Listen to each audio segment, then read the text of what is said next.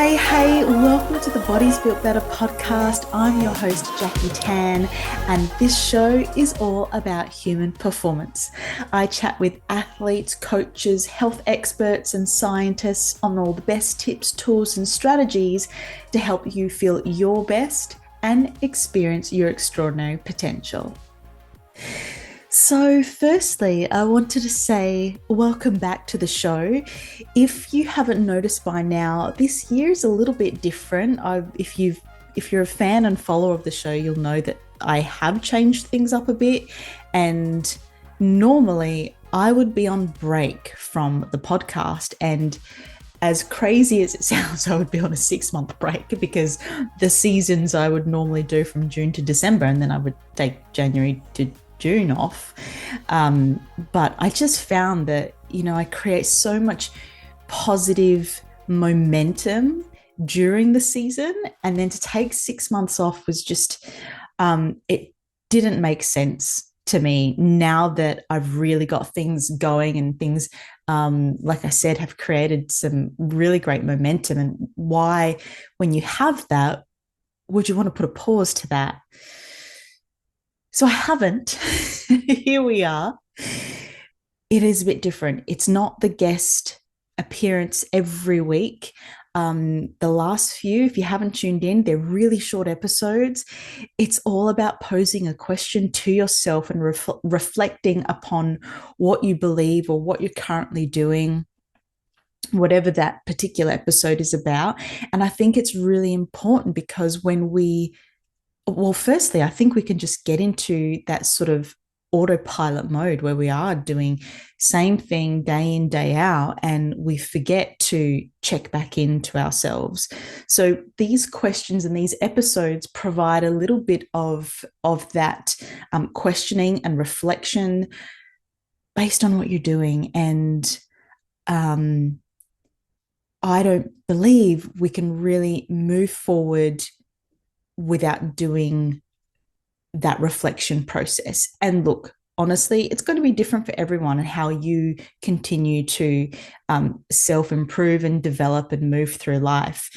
For me, it's really, really important. And so continually asking myself these things is really the way that I'm learning more about myself and how I work, and more importantly, how I work best. So that's what these shorter episodes are about. If you're enjoying them, please let me know. I'd really love to know what your thoughts are and, what you think when you hear the question.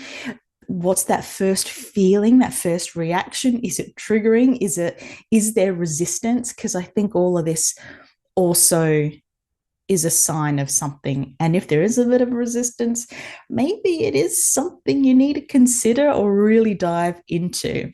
Anyway, those are my thoughts. I would love to hear yours. So please get in touch. And today on the show, I have the pleasure of welcoming back friend and trainer and strength coach and business owner, Josh Smith. It's funny because in this episode, I introduced the episode as it being guest hosted by Josh.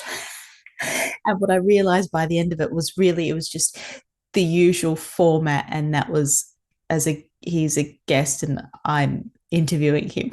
So I've got a bit to work on with this whole guest hosting thing, because I'd really love to have people on the show where I can bounce back ideas and conversations and thoughts around all the ways we can experience our incredible potential.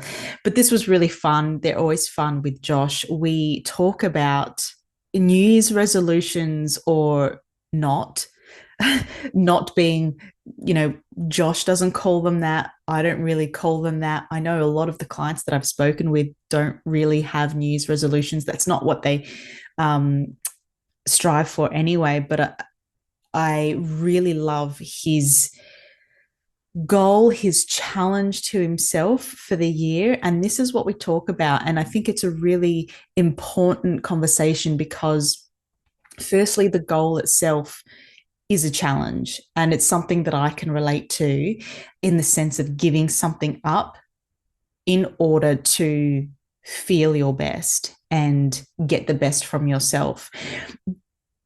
But then not only that, how that then kind of impacts not only yourself, but actually the relationships around you, and what that means when you do bring this goal up to people, and their reactions and thoughts with friends and family. So it's a really interesting conversation.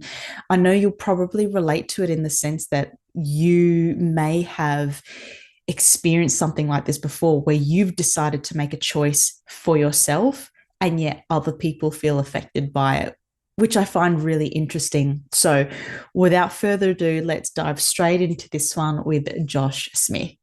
Josh, welcome back to the Body's a Bit Better podcast. So ready. So this is a really special episode, or episodes, because you're guest hosting. Yeah. That's exciting. You're like me. Yeah. You're like Jackie 2.0. I'm Jackie 2.0. So here we are. And I thought, what could I get Josh to talk about? And when I thought about, like, actually, there's a lot that Josh has to say. So I thought we would start with New Year's resolutions, because I know you've made one. I don't know if you call it a resolution. Nah, bruh. Okay. So let's start there. What are you doing? What do you call it? And why have you decided to do it? What am I doing?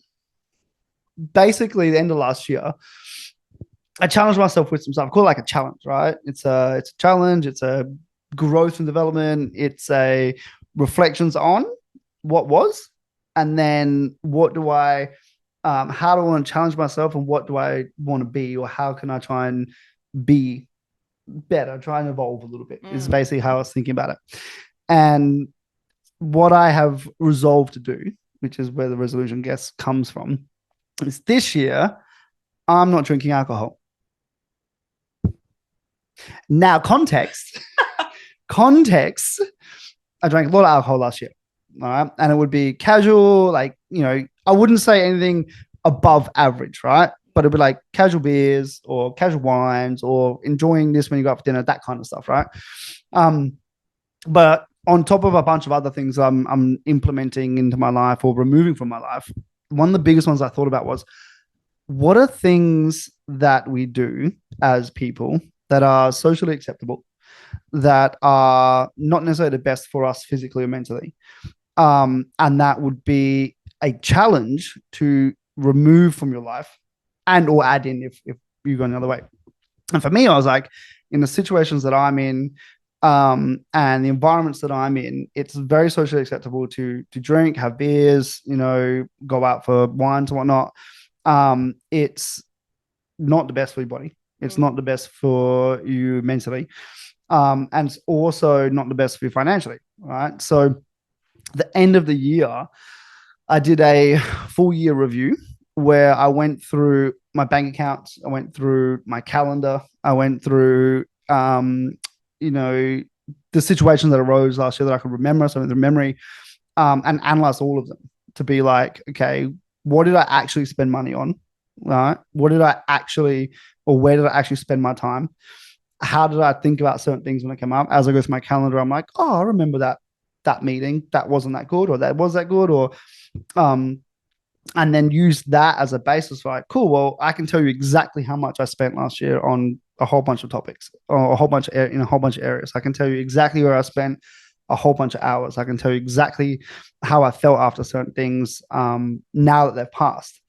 And I was like, all right, cool. Well, now I've got these tangible figures and feelings and ideas. What do those things fit the criteria for changing and development and challenge? And I was like, sweet, guess what? Alcohol's gone. So in order to do that, then I've had to think about, how can I achieve this goal? Obviously I've got my whys, which get into in a little bit, but also how can I do it? And the first thing is to substitute alcohol for non-alcoholic beers, non-alcoholic wines, which is just grape juice really, or different beverages if I'm in that situation. or just avoiding situations that I know can escalate to that point. Um, so that's what I've basically done right now. So it's been 4 weeks. Yep. This is what, 2nd of Feb. So Yeah, yeah. my last drink was an espresso martini at 3 a.m. on the 1st. So New Year's Eve to New Year's Day, so January 1st, was espresso martini, 3 a.m. After that, I was like, it's the Yeah. end of tonight. That was it. So coming back to the reason you made the decision, Mm-hmm. you chose to eliminate alcohol because you thought that this would be the thing that really helped you improve It would challenge me the most. physical, Yeah.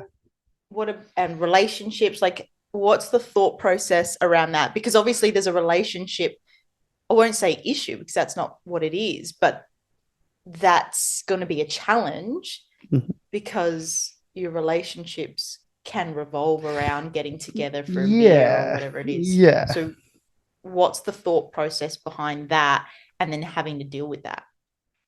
The thought process behind removing it was, is that what you're asking? First and Let's foremost? go. Yeah. First and foremost was after drinking, I would not feel good mentally for a couple of days, right? Physically, I'm not too bad. But mentally, I wasn't sharp. I didn't feel sharp. I didn't feel good. I would like my memory wasn't good, or my capacity to for forethought, or to think ahead wasn't as good. It was like dulled a little bit, and I was like, I don't like that feeling. I don't like feeling like I'm out of sorts for a day and a half to 2 days of a 7 day week. I want to make sure I'm trying to be, or I want to make sure I'm trying to be on point with things, or that I'm aware of things, or I can do what I want to do in my life in regards to business, in regards to relationships or development, in regards to language learning, whatever I'm doing. I want to make sure I'm sharp for it. And I didn't think that the $3,800 I spent on alcohol last year was a a worthwhile investment, right? So I was like, well, guess what? Like, I'll remove that for that reason so I can stay sharp, with the compounding benefits for me being I'm going to have to challenge myself to speak differently to people, or to overcome objections, or to respond to other people's issues, or respond to their own things that may come up when I say, sorry, I'm not drinking, or I don't want one, I'll come out for a soda water, or whatever that happens to be. And so the relationships that I've found that I've had, um, or I've got obviously, have been, it's been really illuminating to see who responds in what way, how they respond, and how I talk to them. It's for me, I'm coming at it from this perspective where I've got my reasons and rationale.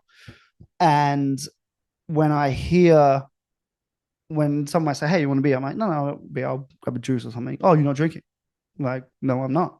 And then what comes next? Are you going to get offended? Or are you going to be okay with it? Or is it going to open up a line of conversation that we might not have had before, or whatever that is? So that's the why behind it. The relationship wise, I've been okay. January, not a problem. A lot of people are also kind of like, oh, I'll minimize my drinking because December was big. Right? Great. The challenge is going to come March, April, May, right? Because it's very easy to go, we've had Christmas, we've had New Year's, we've had all this sort of stuff. I'm going to take a couple of weeks off. Then come February, oh, I'm still slowly easing back into it. And then people get into like fringe and end of summer, and it's easy to go out and have a couple of drinks and catch up with people. At that point, my real challenge is going to start, because now I've got a lot more people back on the bandwagon going, do you want to come out for a beer? Or soccer will start, and my team's a Sunday Div 6 league, right? And so all the boys are like beers at half time. I'm like, that's not my culture. Our our song is basically da da da da. The boys want to piss again. That's our theme song for when we win games, right? Which is cool if you're a Sunday league team. But for me, at the moment, I'm like, cool, I'll sing it, but it's not really quite true. So from a relationship perspective, I can't speak to that now. I can only speak to the 5 or 6 different instances I've had where I've talked to people. First one being the 2nd of Jan or 3rd of Jan. I went to a mate's place I hadn't seen for probably 6 or 8 months. I one of my best mates. Um, Went there, and the night was basically come over, we have wines, right? So it cracked out all the great wines. You know, the four of us were there, his partner, my partner, and the decanter was out. It was just this experience, and he said, "Oh, you want a wine?" I was like, "Nah, I'm okay." He's like, "Oh, you're not drinking?" And I said, "Nah." And he goes, oh, "Okay, cool." So that night I had soda water, and they had 5 bottles of wine, three of them. Um, but then I went back 2 weeks later, and he was like, "Oh, you want to have a beer?" And I said, "I'm all good." He's like, "Oh, you're not drinking?" I said, "No." He goes, "How long for?" And I said, "The whole year." And he was like, "What? Like, why not? Why are you drinking the whole year?" And I said, "Why does my choice affect you?" And he went, "That's a fair point. I'll get you a water. You want a juice?" Right? So seeing like that response, like you don't know how that's going to be in that moment, you know. So yeah, so that's where my challenge and development and ideas are. And I've committed to a year, and challenging myself last year with the things I did last year. And I saw my personal challenges through the whole year. And I was like, well, I've done it. I've done it before. So let's add something more that was like a private personal one. Now let's add something that's a bit more socially visible to encourage the challenge and development from my perspective in communication or articulation or like working through that social challenge, so we'll see how we go. It's interesting because I feel like you are such a you're such a presence. You've got such high energy, and you talk with so much conviction when you are ready to do something. So I feel like your conversations with people are more, and correct me if I'm wrong because I don't know your mates, but I feel like they're going to be more readily accepting of your decisions. Mhm. Whereas from my experience, and I know family is a different thing altogether, Mhm. but my decision to go vegetarian, for example, it's like the end of the world for them. And Mhm. again, it's like what you said. Well, what does my decision, why does that have an impact on you? Yeah, What's the problem? exactly. And yet there is always something to say about that. And it just always seemed not that accepting. And yes, I know they're joking at times, but how many times can you say the same Right. lame joke at every Right. gathering Yeah. that's actually not funny at all? Yeah. Yeah. So I just wonder, you know, if you were not you, Yes. would it be more challenging? I wasn't me a couple of years ago. Okay. Right. So me now is not me a couple of years ago. So describe you a couple of years ago. Oh, a whole bunch of a lot more issues. Yeah. um, I would I'd make excuses to do it internally, as let's say drinking, for example, Mm. right? Um, I would justify it, or I'd be like, oh, I don't really want to do this, and someone like, oh, you should do it, and I'm like, oh, okay, cool, I'll do it to be either accepted or to be um a part of something. And I wouldn't have been able. I would have been more in that situation where I would have felt either peer pressured or some internal kind of justification to do it for whatever my own shit was at the time. Um, and so I can't say I've been in that situation where it's relentless, and I am someone who will stand up for what I kind of want. But I've been in that situation before where it is peer pressure, or you are trying to prove yourself to the older blokes in the soccer team, for example, or you are trying to fit in with the social groups you're around, or the relationships you're around, or who you're with at the time, or whatever, right?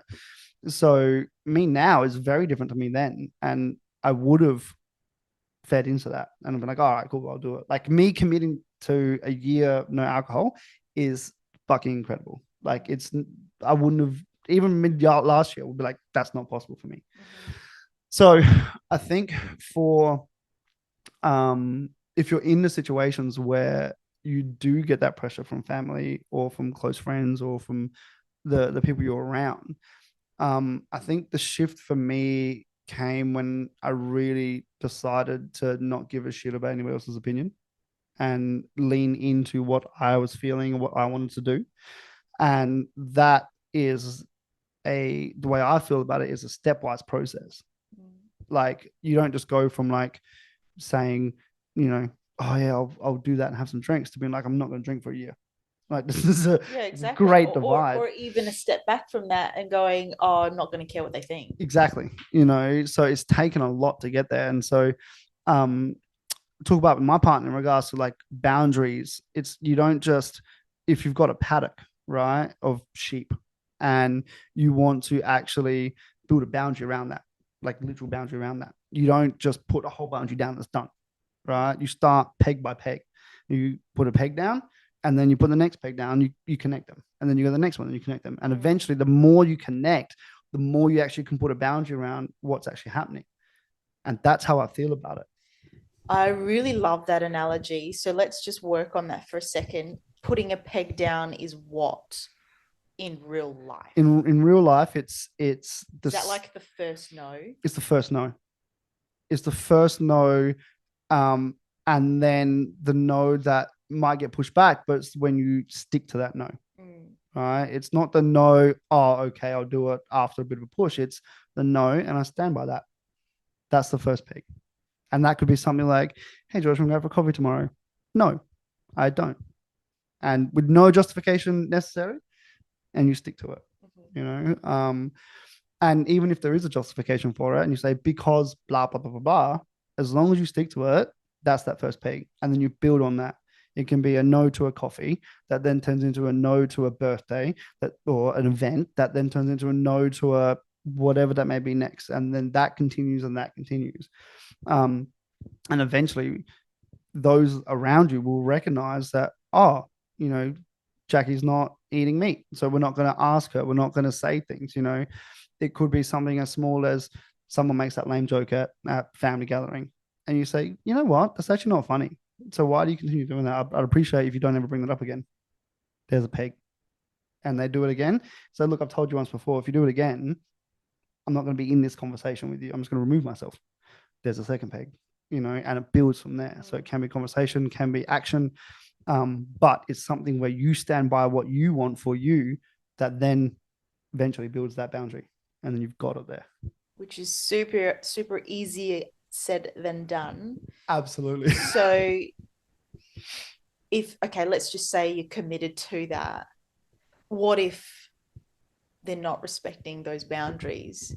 What happens to that relationship? Because I can imagine love this. There's going to be some people out there who it's almost like they're defensive of the fact that they haven't made the decision for themselves, so they're justifying why they're still drinking. And if you drink, like whatever your decision is, your choice is your choice. Do you. But in the instance that they're so I guess there's pushback and there maybe is no respect, or they're still in your face, like, why? Come on, have a drink. It's only one drink. Like, what happens in that instance and what happens to that relationship? It depends on the relationship. Okay. And it depends on how much you value that relationship, right? So if it's, let's say it's family and your ideas of family are, well, I really value this relationship, then the way to cut through like conflict and combativeness is communication and actually opening a dialogue. Not in that moment. It might not be in that moment. It might be, hey, can we catch up? I want to talk to you about something in regards to this, right? If you value the relationship. If it's one where you kind of like, will my life be any worse off if this person, this relationship wasn't in it? No, I won't engage in that again. That's how I do things, So on the spectrum of like, doesn't matter if you go to, I want you around forever, you got to gauge what that is. I want you around forever, but you're continually not respecting my boundaries. Communication. My decision. Communication. And understand why that's happening. So really, really great book. Great book to read. You, wherever you're listening or watching. Fierce Intimacy. Okay. By Terrence Real. 120% recommended. I listened to it because he's a relationship counselor or relationship psychologist, whatever his therapist, whatever his thing is, from New Jersey. And he's this amazing accent, Really easy to listen to. I listened to it 7 times last year. Wow. Yeah, really a lot of terror in my ears. And that book, the reason I said that book is because the book is called Fierce Intimacy. The subheading is How to Stand Up for Yourself with Love. Ooh, good one. You're welcome. You're welcome. Right? No, 100%. I cannot recommend it more. Yeah, I cannot recommend it more. It has completely changed the outcomes of my relationships. What's the biggest takeaway from that book? That in regards to relationships, has to be a mutual respect for a relationship to move forward, right?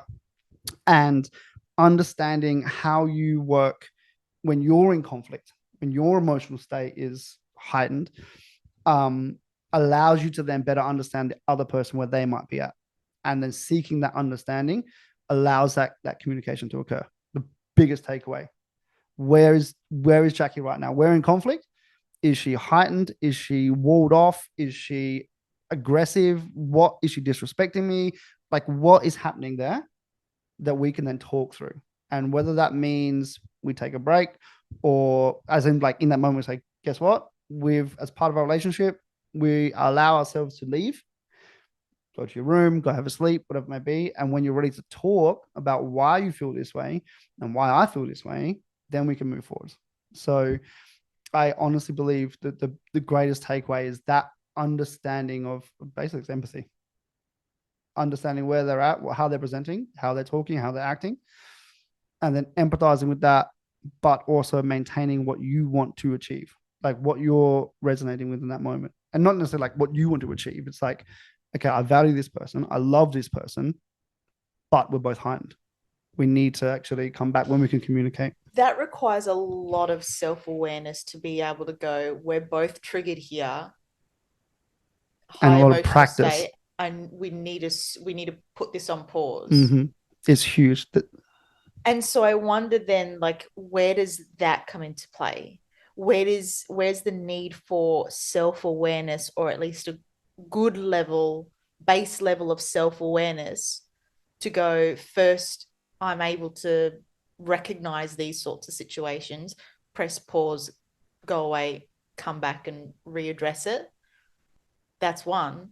And then two, be self-aware and understand your own self-worth and value to go, actually, I appreciate, I this relationship means a lot to me, but I need to put my needs and my choices first. Mm-hmm. So do you feel like, you said before, I'm not the same person I was a couple of years ago. So would you say Josh a couple of years ago potentially would not be able to complete or start or 100%. Yeah, okay. 100%. It's interesting to bring that up because I actually thought about writing myself a letter, as in writing old Josh a letter, right? Hey Joshy. Dear Joshy, you're an asshole. Here's why. Yeah. Like if Josh now was talking to Josh then, I'm like, you little asshole. But what would be the need for that? Because You've obviously gone not through that become growth. combative, right? Yeah. Both Joshes have a fight. Okay. No, so the question about self-awareness, I think it come for me, there's a reason I went through like Terry's book 7 times. Because each time I picked up something more. And now this, like I said, the words that you're listening to affect you, right? And you cannot unhear the words, right? And then you need to hear them again. Like I remember, I don't know if I've told you this, but I was listening to the book one day when I was walking down here at the beach, doing Henley Grange, headphones in, sun is on, no branding. Not goggles. No goggles. So not this time. These were sunnies. I should have had goggles because as I'm reading the book, as I'm listening to the book, as I'm walking, I'm just like, shit starts like coming up for me. As he's talking about whatever the book's going through at that moment, shit starts coming up. Oh my God, like my sister like this, or my mum like that, or my dad, like this shit that's happened in the past that I've been involved in has been either it's been like a one-on-one conversation or it's been something. And I've just had this whole new realization of it. Like, oh wow, like I was an asshole and I could have done that better. You were the asshole. Or they were, right? Okay. But like all these shit just starts coming up, and it's a challenging book to listen to. Mm. And so as you're listening to it, I feel like you gain more awareness. Like the reason you listen to, read, absorb anything is to try and seek understanding, right? Exactly. So the first step in self-awareness is actually going, I need to understand why we're in this conflict. What do I need? Like, what do I need in this situation? And some people go to, like, relationship counselors, actually in-person therapy or whatever they may be. But that's the first level of self-awareness. For me, I get a lot from books and I get a lot from listening to things. So I sort that out, right? And so then to actually commit to listening, regardless of how hard this is going to be to hear, I need to hear it and then progress from there. So as for me, it was like, as listening to it, I started to go, oh, that, like, this chapter, this was great. I might try utilizing this in my relationship, right? Or in my relationship with whoever that may be at that time, right? Friends, family, partner, whatever. And see what happens. So you just test it. I might have heard something. I'm like, oh, well, when this comes up, I'm gonna do this. I would normally do that, but I'm gonna do this. I'm gonna see what response is from there. And it's that little test. Like, let's just see how it works. And if it works, and if it doesn't, then I'll keep listening and see what happens. And that's where I think the self-awareness comes from, is that it's, you listen to it. Like I said, first step is you've identified there's a need. We're always fighting, well, how can we fix this? And then you identify for you what's going to work is the second step. And then the third step is then, all right, cool, I'm taking that path where this works for me. Now I'm going to implement what I'm being told. I'm not just going to be like, oh, I know that, and not do it, and cool thing on that is that I read book, or listen to the book. I listened to the book twice. I listened to the book once, started changing some things, listened to it again, picked up some other things, started changing how I was responding. And when I would feel like some shit, I'd be like, okay, I'm feeling this still, but I'm going to respond differently. And in situations of conflict. And 4 weeks or 5 weeks after, like, I started doing that, I was in a conversation with my partner, and I said to her, have you noticed the change in me at all? And she was like, you're completely different. What's happened? And I was like, thank you, Terry. And that's when I said to her, I was like, yo, like, I've been listening to this book. I've listened to it twice because we were in a lot of conflict, right? Yeah. And for her to validate that there was a change, I was like, this is thing. Like, this is actually helping. And then she went and read it 7 times or some shit, whatever. You know what I mean? And then you both go through that in that point, and then things start to change. You can actually recognize it. Is it perfect? Absolutely not. Right? Does it help? Absolutely.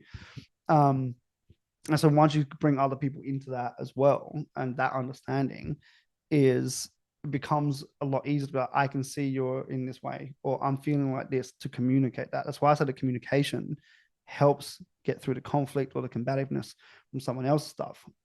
So Josh, a couple of years ago, when my mate said to me, oh, you can't be drinking for a year, whatever, wouldn't have said, why do my issues affect you? Josh would have said, actually, you know what? Yeah, I'll go a bit. Very different outcome. And once then, I then devalued myself because I've said, I want to do this. I've ended up in that situation. I've just crumbled and done that, right? Then rebuild from that. Whereas now I'm at the point where I can be like, okay, cool. I understand he's in some conflict for himself at that point, but that's not about me. This is someone else's issues. And one thing that does come through from the book as well is this a them thing or is this a me thing? Is this situation here when he's saying to me, why are you going to be drinking like that? Well, is this about me? No. So let's address that. Why does that affect you? And he goes, oh, well, actually, it doesn't. It's my own issue. Great. I'm going to have a soda water or a juice and then you have a beer. It's no issue on my behalf. I'm not judging you. What if he goes, well, it's an issue because I knew you were coming. I went out and bought all these beers and all this stuff and you didn't even tell me. And now what? I'll say, you know what? That's cool. I apologize for not telling you, thinking you're going to buy this stuff. But next year we might be able to enjoy it, or share it with some other friends. I don't come here to drink with you. I come here to enjoy your company. Yeah, amazing. And I can still have your company. Yeah. And having something else. Yeah. It's interesting because whilst you've made the decision and whilst it doesn't have an impact on anyone else, or it shouldn't, you can only be in charge of your own choices and aware of what you want to be doing, but you're not in control of them or their self-awareness or their reactions. Mm-mm. So if there's a complete overreaction, yes, you can communicate, but if they're still not quite, I don't know what the word is, self-aware, like their self-awareness maturity isn't there, Mm-hmm. then that conversation is still going to be really difficult. And then you have that another time. Yeah. You know, you can say, look, I feel you, I can see you're frustrated, Mm. or I can see your anger. Like you identify the emotion that you're seeing, like a therapist would, right? Yeah. You know, like I can see you're frustrated. We don't have to talk about it now. It's okay. We'll go out for coffee during the week and we'll chat about it. Mm. You know, and you just diffuse it. You know, you address how they're feeling, you acknowledge and you tell them you see them, but you're still standing up for yourself. Yeah. You're not feeding into that. Amazing. Mm. Okay, well, let's bring this right back around to New Year's resolutions. Yeah. It's not a New Year's resolution. What do you call it? And then, I mean, I know it's only February. So, Yeah. so it's like, what are your tips on how to keep 32 days solid? Yeah. Yeah, what do you call it? And what would you say to those listening, how they could, if there's something that they want to change, Mm-hmm. how could they look at it? Mm-hmm. How can they keep on track with it to make sure that they're successful Mm-hmm. in their choice? I'm not calling it anything. It's outside of a lifestyle change or like a personal change. Because I feel if you identify it as something that other people can identify, they put their own ideas on it. A resolution. Okay, cool. Oh, that's cool. Whatever, you know. Or oh, you're doing this for a certain reason. Like I'm not calling it that. Like for me, this is what I'm doing for me. You know, so I'm just decided this year I'm not doing this. You know, in regards to advice on how to implement the changes, for me it was, or for me it has to be understanding, once again, the self-awareness, and we've talked about this before, right? Understanding what works to help drive change for yourself. So I know for me that I like to see things, I like to hear things, I like to be held accountable to things. And so I did a full bunch of I set up a whole spreadsheet, and you know, I would talk to my friends and family about what I'm doing, why I'm doing it, you know, and to see their reactions, and that gives me like, oh, awesome, you know, they're on board. Support network. So I would say the first thing to do is like, if it's something that is a behavior, drinking, smoking, you know, poor food choices, whatever, however you want to define that as an activity, as an action, to substitute it first and foremost. So I literally substituted beer, full strength beer, to non-alcoholic beer. That's a choice I can make. I still get the taste. I still get to have the social situation. It minimizes the impact of people going, oh, you're not drinking, because it still looks like a can. You know, I can go and order a can at the bar, non-alcoholic, and I have it there. They can't tell, right? So it makes it a bit easier. And I know for myself, oh, I feel cool. You know, I'm doing this for myself still, and then I can start to voice it. You know, so substitution first and foremost. That fits in line with the action that you're doing. So you can still continue the action, but you can still move forward how you want to. Then for me, it was support network. You know, those who you trust or those who you know will support you. So telling my mate, I knew he would support me because he's been my mate for 16, 17 years, right? So I knew by telling him it's not going to be a combative situation that is going to give rise to the end of our relationship. You know, it's like he might have his issues, but then we'll work through it. You know, we've been through shit before, like whatever. Yeah. So like the support network, and that the support network also has to help keep you accountable. You know, so I know that if I go, oh, I'm going to have a drink, someone in that network, whoever I'm with, is going to be like, no, you're not. How about have a juice? You know, so having that there as well, those things there have been the biggest by far. And then starting to speak it into reality. So now I'm starting to tell people outside the circles that, you know, I was doing this for 3 weeks before I told anyone outside the circle, you know. And then what that allows me to do is like learn and adjust and practice and feel comfortable in a safe space, making this change before then broadcasting it, you know, because then you open yourself up to a whole bunch of other opinions that you may or may not give a shit about, you know. So they went substitution and then support, first two by far. And then on a daily basis, just like putting stuff into your sphere, mind space, or visually reading things, listening to things that support that. You know, listening to stories of, in this particular example, listening to stories of people who have stopped drinking or have gone sober and why they've done that just reinforces that decision that you've made to continue going on it, you know. Whereas if you go 2-3 days without hearing another story or actually committing and having that conviction to yourself, just kind of forget about it, you know, if you're not that resolved on doing it, you know, and you need that support. You know, and from a drinking perspective, you might go 6 or 7 days, you might go 2 weeks without having an opportunity to say no to someone. I now look forward to saying no to people. I'm like, I cannot wait to say no to the next drink, because that's going to require something different. Yeah. It's going to require that change. So that would be my, like, if you want to change something, start there. Yeah. And that's really great because, you know, each time it's like you're building that armor. I call it the discipline muscle. Yeah. Yeah. Every time you say no to something, it gets stronger. Yeah. And this is put in the reps. And this is what has developed from last year. You know, last year's like challenge, moving to this year, or challenge development, whatever you want to call it, moving to this one. Like last year's one is a personal one that I built the reps up for myself. I didn't tell anyone until like December, you know, like 11 months, been like, yeah, I did it, you know. But that then now allows me to, that's what I was saying at the start about, now I'm doing stuff that's more socially visible, that you can see. And you build that armor, build that discipline muscle, that every time you say no to something, get stronger. And you learn, if you're involved in it and you're aware of what's happening, you can be like, cool, you learn from it, you iterate. Each time is iteration. It's not just the same no every time. It's like, I said no and here's what happened, then I can iterate on that next time. So when it does come to a point where you are out with family who continue saying stuff, you've built so much muscle that you can just be like, here's why. Confident with that. I'm not gonna you know, feed back into something because I've got the armor there. It doesn't affect me. One good thing from the book as well, speaking of the armor, fantastic analogy. Terry talks about, it's first name basis as well now. Terry, me and Tez got it down, right?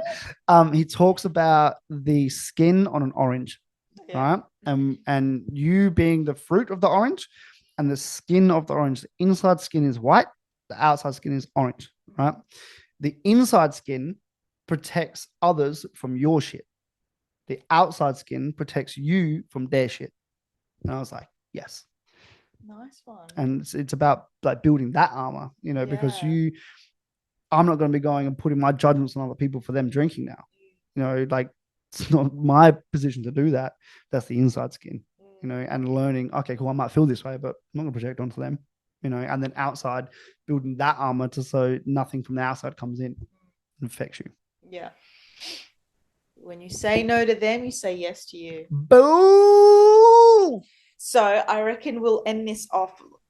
Like the question that you would ask listeners to maybe ask of themselves. Ooh, that's a lot. In regards to whether you want to call them New Year's resolutions, whether you want to call them goals, whether you want to call them choices that you're making for you, habits, like whatever it is.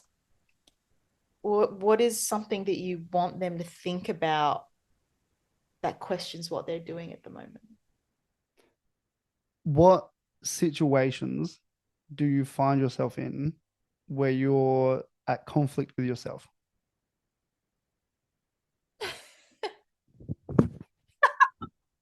Boom. It's a pretty good one, I'd say. That's what it would be. You know. I'm going to think about that too. And that, ladies and gentlemen, is the Bodies But Better podcast. This has been fantastic. Jackie Tay, George Smith. Thanks for coming. You're welcome. Thanks for having me again. That was Josh Smith on his goal for the year or challenge. And I would love to know what you're challenging yourself with this year. For me, so far, it's quitting coffee. And so far, so good. Here we are in February, and I have not had a coffee since actually Christmas, or the day before Christmas, really. And I'm doing all right. I mean, don't get me wrong. I would like to get a coffee on my way to work, or before work, or in the middle of work, or after work. But I'm doing well so far. And the challenging thing for me has been changing that ritual in the morning. So it's about replacing it with something else. So yes, I have replaced it with something, a couple of things. Those things are either a hot chocolate, a fresh juice, or actually a tea as well. So it's either of those three. You might argue that a hot chocolate isn't the best thing to be swapping it with anyway. But for me, the caffeine really affects me. And so whilst it might not be any better, or you may argue it's worse, but for me, in the sense of what's worse for me, like it is that caffeine. It has not such a great effect on me. And if you really want to know the effects that it has on me, and how I have felt the benefits of it so far, being almost 8 weeks, then let me know, and I'm happy to talk about that journey as well, because there are some crazy things that I have found ever since stopping drinking coffee and consuming caffeine. So that's an interesting journey for me. I would love to know what you're doing. I hope you enjoyed this fun episode with Josh Smith as usual. Please, if you think this would help someone, maybe they've given up alcohol, share this with them and let them know that, they're not alone. We are all going through something and are challenging ourselves with things. And this may give them some sense of, I guess, connection. This may resonate, but also hopefully give them some tools in which they can use to deal with their situations that they may be going through as well. So share it with your friends. Of course, subscribe or leave a review. These things help the podcast grow, and that is something I would really appreciate. And I really appreciate you tuning in. I appreciate you. Thank you so much for your time, and have the best day, week, month, and year. Stay awesome, and I'll catch you next time.